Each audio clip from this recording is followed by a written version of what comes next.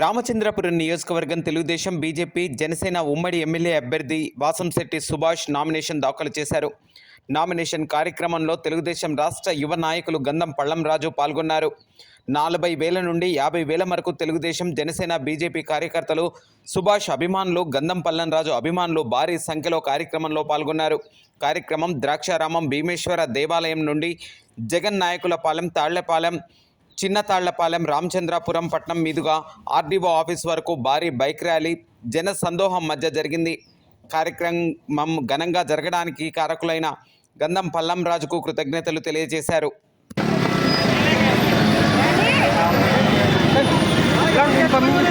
వెళ్ళిపోండి బాబు.